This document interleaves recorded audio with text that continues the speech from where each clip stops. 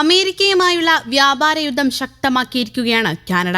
ഏകദേശം $2,000 കോടി, അതായത് 19,14,074 കോടി ഇന്ത്യൻ രൂപ മൂല്യം വരുന്ന അമേരിക്കൻ ഉൽപ്പന്നങ്ങൾക്ക് കാനഡ പുതിയ ഇറക്കുമതി തീരുവ പ്രഖ്യാപിച്ചു. ഇരു രാജ്യങ്ങളും തമ്മിലുള്ള നയതന്ത്ര വ്യാപാര ബന്ധങ്ങളെ കടുത്ത പ്രതിസന്ധിയിലാക്കുന്നതാണ് ഈ തീരുമാനം. സ്റ്റീൽ, ഡയറി ഉൽപ്പന്നങ്ങൾ, വീട്ടുപകരണങ്ങൾ, കാർഷിക ഉൽപ്പന്നങ്ങൾ എന്നിവയ്ക്കൊപ്പം നിത്യോപയോഗ സാധനങ്ങളായ സമുദ്ര വിഭവങ്ങൾ, ചീസ്, വസ്ത്രങ്ങൾ, സൗന്ദര്യവർദ്ധക വസ്തുക്കൾ, ടോയ്ലറ്റ് പേപ്പർ എന്നിവയെയും ഈ നികുതി വർധനവ് ബാധിക്കും. ചില ഉൽപ്പന്നങ്ങൾക്ക് 50% വരെയാണ് കടുത്ത തീരുവ ചുമത്തിയിരിക്കുന്നത്.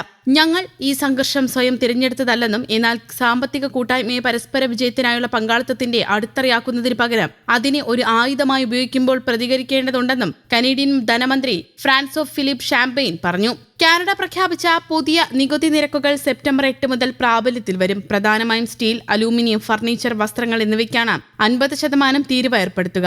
കൂടാതെ ഡയറി ഉൽപ്പന്നങ്ങൾ, ചീസ്, മീൻ, സമുദ്ര വിഭവങ്ങൾ, ചില വീട്ടുപകരണങ്ങൾ എന്നിവയ്ക്ക് 25% തീരുവ ചുമത്തും. ഇലക്ട്രോണിക്സ് ഉൾപ്പെടെയുള്ള 700-ലധികം ഉൽപ്പന്നങ്ങൾക്ക് അമേരിക്ക കാനഡയ്ക്ക് മേൽ ചുമത്തിയ അതേ നിരക്കിലാണ് തീരുവ ഈടാക്കുന്നത്. വരുമാനം വർദ്ധിപ്പിക്കുകയല്ല, മറിച്ച് തദ്ദേശീയ കമ്പനികളെ സംരക്ഷിക്കുകയാണ് ഇതിന്റെ ലക്ഷ്യമെന്ന് കനേഡിയൻ ഉദ്യോഗസ്ഥർ വ്യക്തമാക്കി. ഈ വ്യാപാര തർക്കം മൂലം ബാധിക്കപ്പെടുന്ന തൊഴിലാളികളെയും ബിസിനസ്സുകളെയും സഹായിക്കുന്നതിനായി കാനഡ $750 കോടി സാമ്പത്തിക പാക്കേജ് പ്രഖ്യാപിച്ചിട്ടുണ്ട്. കനത്ത നികുതി ഇരു രാജ്യങ്ങളിലെയും ഉപഭോക്താക്കൾക്കും ബിസിനസ്സുകൾക്കും കടുത്ത സാമ്പത്തിക ബാധ്യതയും അനിശ്ചിതത്വവും ഉണ്ടാക്കുമെന്നാണ് വിലയിരുത്തൽ. വ്യാപാര ചർച്ചകൾ പരാജയപ്പെട്ടതിനെ തുടർന്ന് കഴിഞ്ഞ വാരാന്ത്യത്തിൽ കനേഡിയൻ ഉൽപ്പന്നങ്ങൾക്ക് മേൽ ട്രംപ് ഭരണകൂടം 50% തീരുവ ചുമത്തിയതിന് പിന്നാലെയാണ് കാനഡയുടെ അടിയന്തര പ്രതിരോധ നടപടി. കാനഡയെ കീഴ്പ്പെടുത്താനാണ് അമേരിക്ക ശ്രമിക്കുന്നതെന്ന് കനേഡിയൻ പ്രധാനമന്ത്രി മാർക്ക് കാർണി ആരോപിച്ചു. പരാജയപ്പെട്ട ചർച്ചകളിലെ അമേരിക്കയുടെ ആവശ്യങ്ങൾ കാനഡയുടെ പ്രധാന വ്യവസായങ്ങളെ തകർക്കാൻ ലക്ഷ്യമിട്ടുള്ളതായിരുന്നുവെന്നും അദ്ദേഹം പറഞ്ഞു.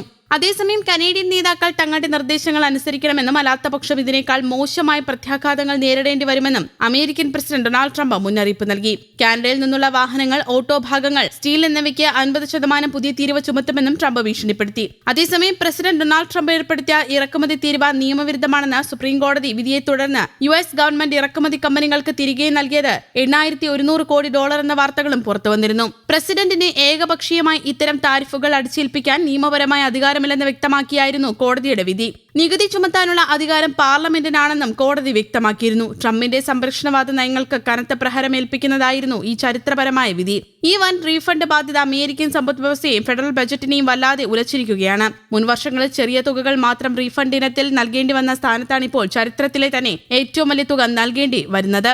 ഇത് യുഎസിന്റെ ഫെഡറൽ ബജറ്റ് കമ്മി കുതിച്ചുയരാനും രാജ്യത്തിന്റെ മൊത്തത്തിലുള്ള കടബാധ്യത വർദ്ധിപ്പിക്കാനും കാരണമായി. കോസ്റ്റ്കോ, ഫെഡെക്സ് തുടങ്ങിയ പ്രമുഖ കമ്പനികൾ ഉൾപ്പെടെ 2000-ലധികം ബിസിനസ് സ്ഥാപനങ്ങൾക്കാണ് ഈ തുക ലഭിച്ചത്. താരിഫ് നയം പരാജയപ്പെട്ടത് ഭരണകൂടത്തിന് വലിയ രാഷ്ട്രീയ തിരിച്ചടിയായെങ്കിലും ആഭ്യന്തര വിപണിയെയും വ്യവസായങ്ങളെയും സംരക്ഷിക്കാൻ പുതിയ നിയമപരമായ മാർഗങ്ങൾ തേടുകയാണ് വൈറ്റ് ഹൌസ് ഇപ്പോൾ. അതേസമയം ഉയർന്ന വൈദഗ്ധ്യമുള്ള വിദേശ തൊഴിലാളികൾക്ക് നൽകി വരുന്ന H-1B വിസയ്ക്കുള്ള അപേക്ഷാ ഫീസ് $1,00,000 അധികമായി കുത്തനെ ഉയർത്താനും ഇത് സ്ഥിരമാക്കാനും ഡൊണാൾഡ് ട്രംപ് ഭരണകൂടം നീക്കം തുടങ്ങിയെന്ന വാർത്തകളും പുറത്തുവരുന്നുണ്ട്. US ഡിപ്പാർട്ട്മെന്റ് ഓഫ് ഹോംലാൻഡ് സെക്യൂരിറ്റിയാണ് പുതിയ വിജ്ഞാപനം പുറപ്പെടുവിച്ചത്. ഇത് സംബന്ധിച്ച് അന്തിമ തീരുമാനം ഈ വർഷാവസാനത്തോടെ ഉണ്ടായേക്കും. പുതിയ നിർദ്ദേശപ്രകാരം H-1B വിസ ഫീസ് $1,3265 ഉയർത്തും. മുൻപ് $2,000 മുതൽ $5,000 വരെയായിരുന്നു വിസ നിരക്ക് മുൻഗണനാടിസ്ഥാനത്തിൽ കുത്തനെ ഉയർത്തുന്നത്. ട്രംപ് ഭരണകൂടത്തിന്റെ ഈ നടപടി IT ഗവേഷണ മേഖലകളുള്ള ഇന്ത്യൻ പ്രൊഫഷണലുകളെയും ഇവരെ ആശ്രയിക്കുന്ന പ്രമുഖ US കമ്പനികളെയും സാരമായി ബാധിക്കും.